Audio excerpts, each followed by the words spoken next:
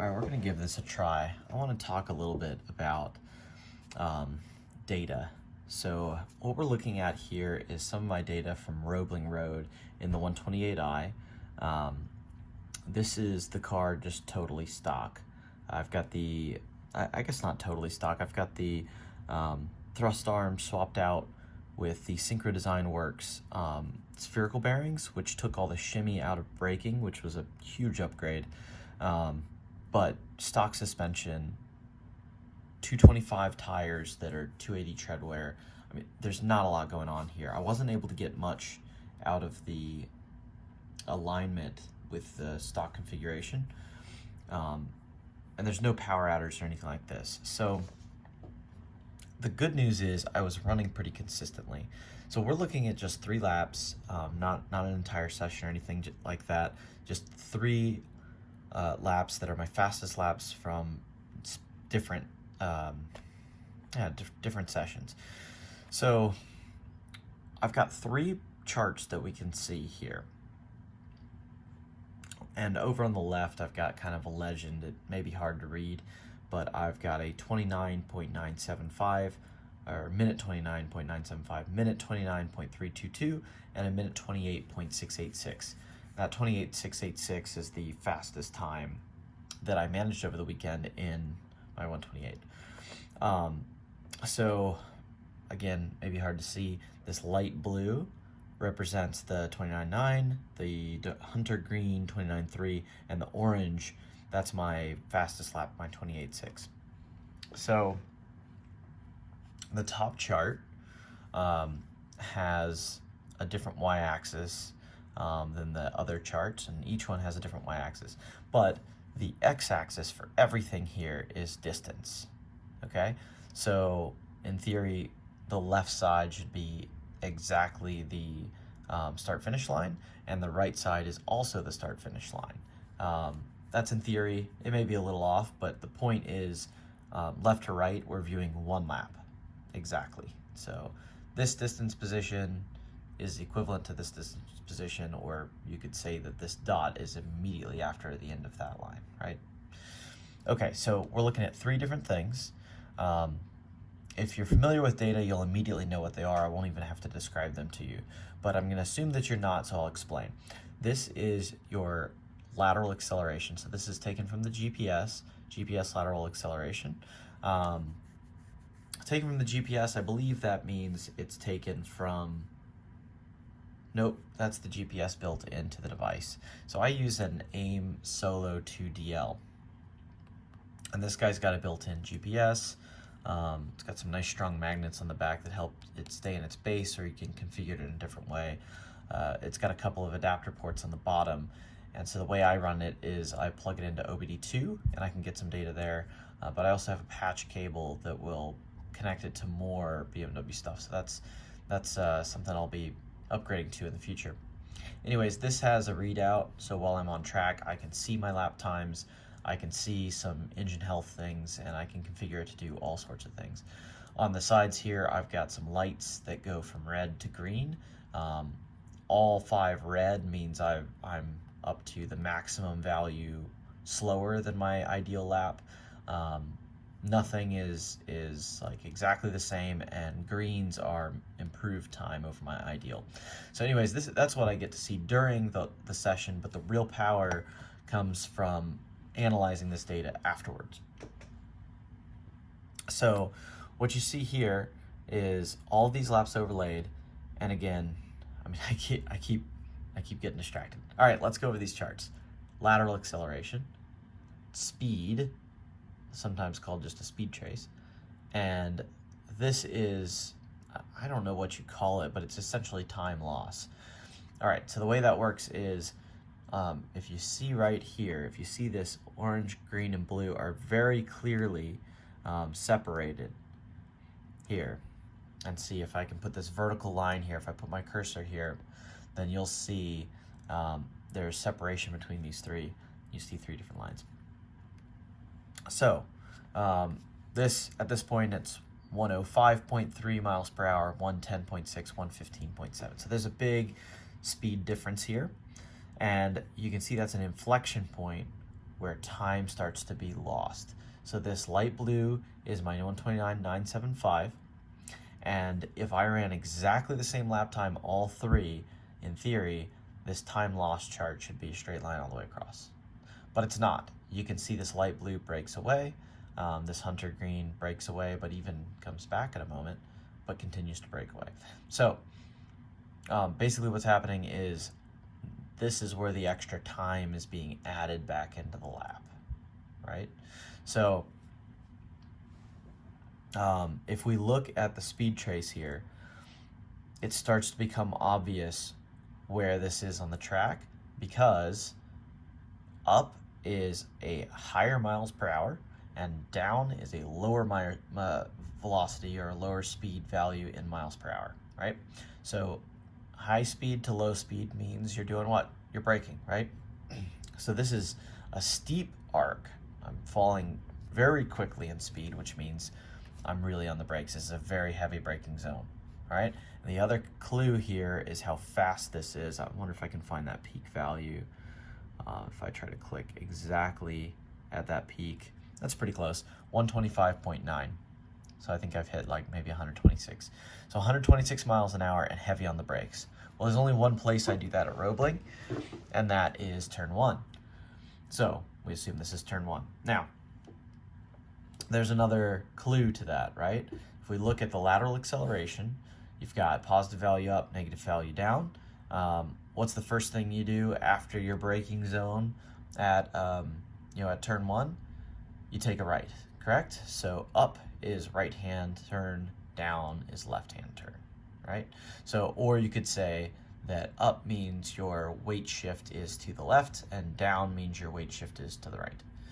So these two clues should help you find where you are on track and what's going on here. And once you really get familiar with data, I think you could look at this and say, oh, okay, this is Roebling Road. I know it's Roebling Road because I can identify this kind of G-force against this speed trace. That's very clearly Roebling Road. Anyways, you can see here that our big divergence in time happens right here. So on these 3 laps, the big game changer is initial braking point, and that's really it, right? I mean, I'm going that much faster.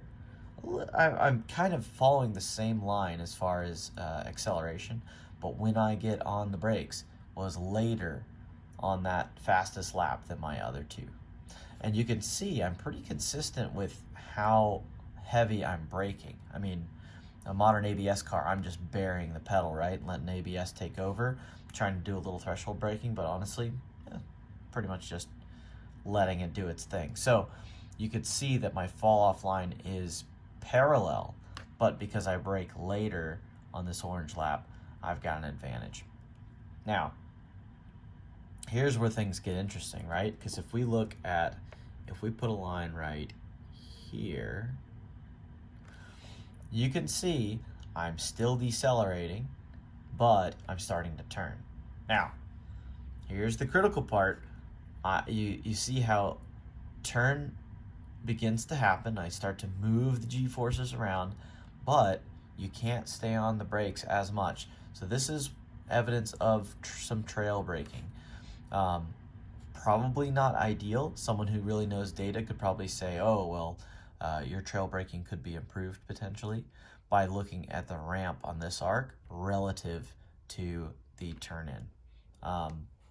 So I don't really know, but the good news is all these are clustered very tightly, which means I'm running consistent. So if that's something I need to change, I will get results from it. But based on these, you can see I maybe overbraked a little bit on this light blue line. I know that's hard to see, but there's a bit more separation right here.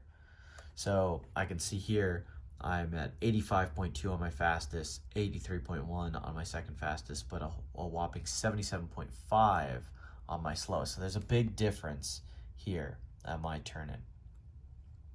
You can also see on the lateral side that I'm turning in earlier on my faster lap. So I'm braking later and turning in earlier, which is interesting.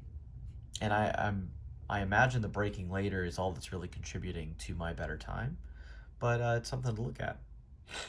Now, so what happens? You turn right, and you kind of continue that right, but it stops increasing. You kind of get to your max value after turn one, and then it starts to fall off after you complete turn two. So this is your turn one to turn two, and then you don't quite stay steady state. I'm shifting from a right hand turn to a left hand turn as I transition into turn three, which is a braking zone. Now, you can see that on my fastest lap, I braked much later, right? My turn in, all that was pretty similar, but I did brake later going into three. And I did brake more. So there's an opportunity to improve my time, because ideally I shouldn't have to brake as much. And this is not brake pedal pressure, right? This is, again, GPS speed. So I've proven to myself that I can enter or go through turn three at 82 miles per hour, but on my fastest lap I only went 78 through there. I believe it's safe to say I can go 82 through there. So I braked later, which probably made me panic and brake more than I should have.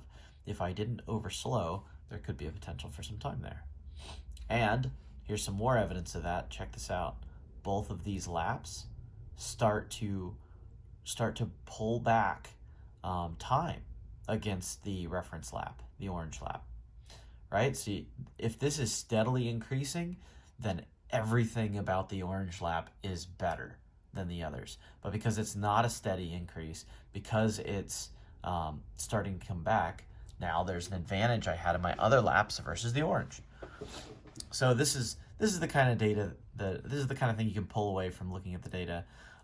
What you probably realistically want to do is jump straight to your big differences, right? We've got a 9 mile per hour spread right here.